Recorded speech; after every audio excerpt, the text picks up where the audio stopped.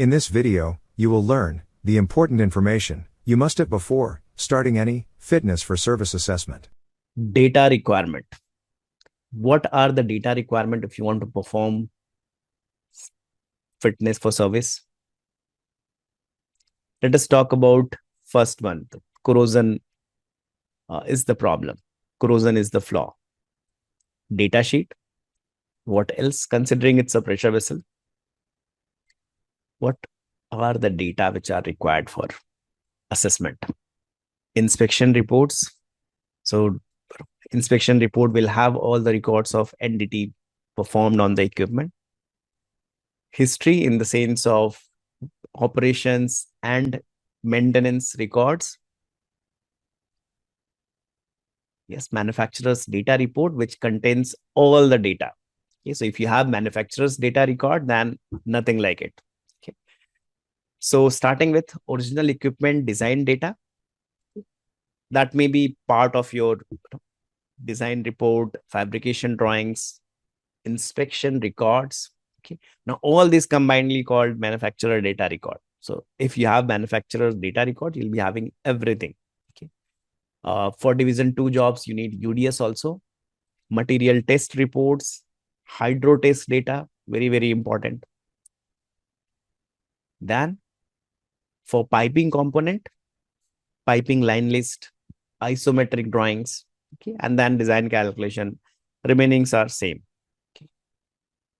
For storage tanks, data sheet, fabrication drawing, design calculations, inspection records, material test report, and record of hydro. You need maintenance and operational history, but these are mainly required when you have to perform either creep or cycling. Okay, will not be required for other kind of flaws, but very important when you have cyclic or creep type of flaw. So when we say maintenance and operational history, what we mean is actual operating, parameters which has been. You may have an envelope of operating parameters. Okay, so this is the maximum and minimum which has been followed. Okay, if there has been any upset condition, sometimes for a very maybe short time, the operating pressures or temperatures have been increased, that record also should be there. Okay, significant changes if has been done in the service condition, input, which is basically your service fluid has been changed, maybe small fraction of chemical composition or anything. Okay. Still, that is very relevant. Okay. Summary of all the iteration and repair. If any repair or alteration has been done on the equipment, that also is required.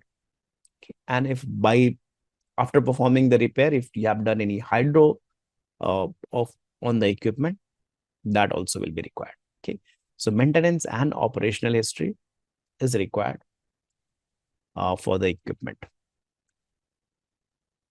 Next is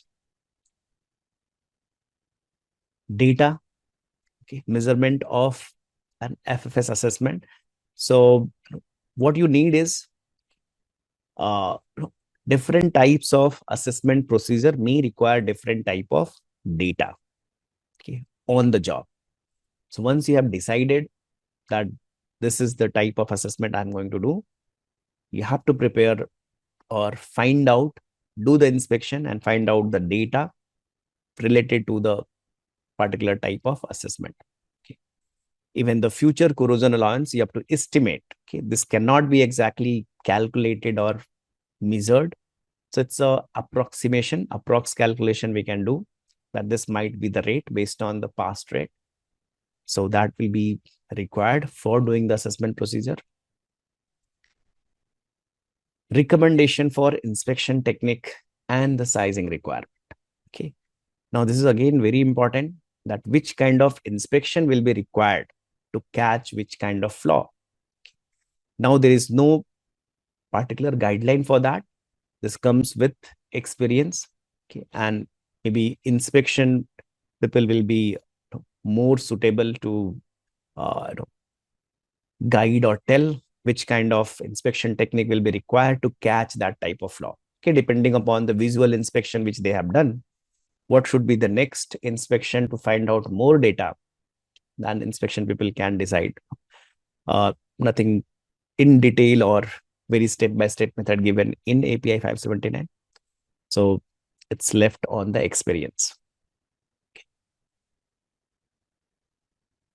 Okay. Now, if you are doing different types of inspection, what are the different types of inspection which may be performed? Can you give me some example of inspection which can be done? Or you give me in the sequence. Don't start with the radiography. What is the normal sequence of inspection? Visual. Okay, we always do visual or physical dimensions checking first.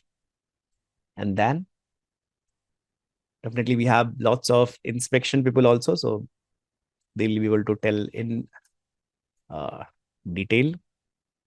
So you'll be doing visual first, then you'll go with surface. Okay.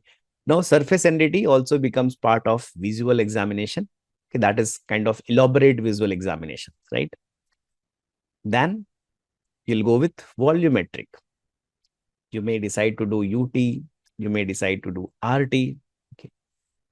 For some equipments, you may decide ED current, okay, which are very rare. Normally, commonly used are UT or RT, but you may do that also. Okay. So you'll always start with the first one is physical. Okay. Physical or visual comes, we can use the word interchangeably. So these are very, very important, right? Unless you do the first visual examination, you'll not know what will be the next step and where that additional inspection will be required. So physical measurement is very, very important.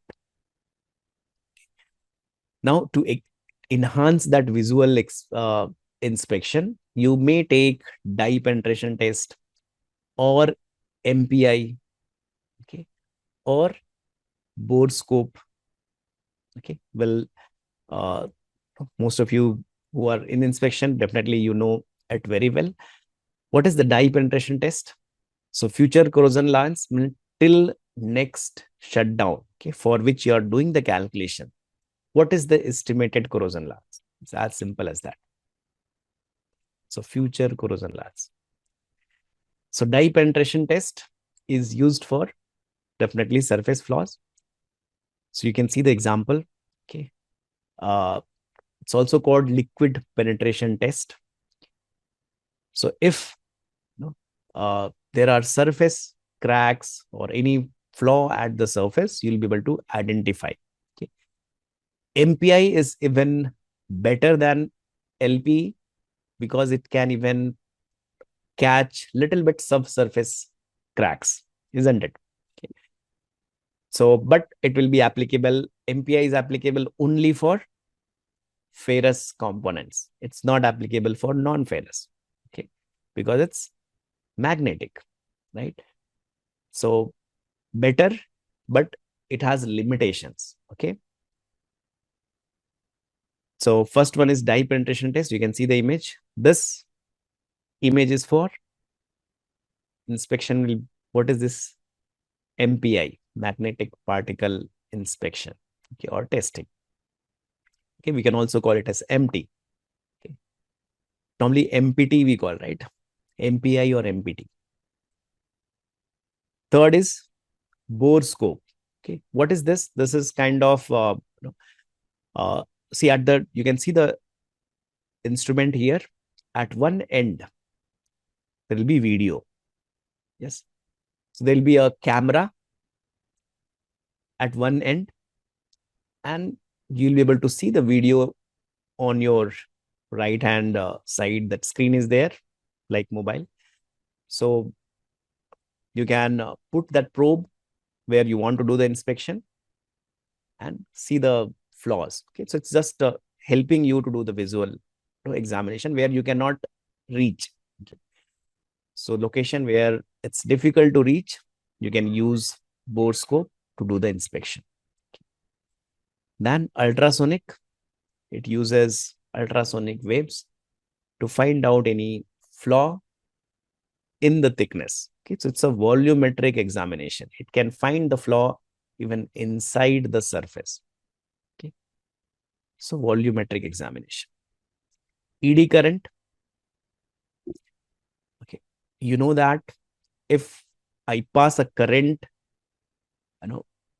in a coil, it will generate another ED current on a material which is very close to it. Okay, and if there is no flaw, it will be very uniform. Okay, which you can see in the left hand side.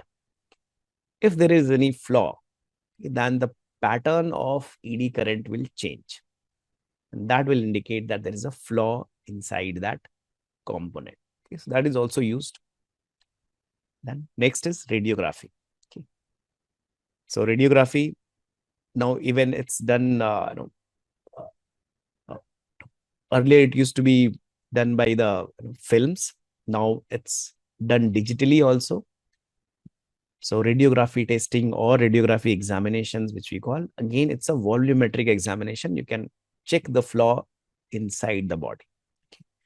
So these are the several inspection techniques. There can be many more. Okay. Any additional inspection method can you add? TOFD, IRIS, very good, AUT. Okay. Great. So there can be many. Okay. And it is getting developed day by day.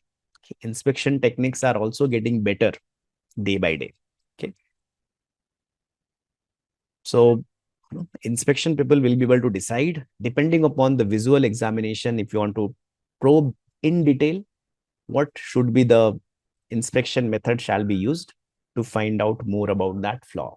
Okay. Want to stand out in the field of mechanical engineering?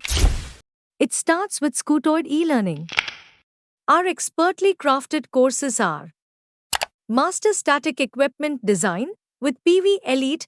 This course includes ASME Section 8 Division 1, TEMA Standards, Column Design and PVElite. Master Welded Storage Tank Design as per API 650. ASME Section 8 Division 2, along with FEA Report Reviewer. Fitness for service with respect to API 579-1. Piping Design Code, Stress Analysis and Caeser 2.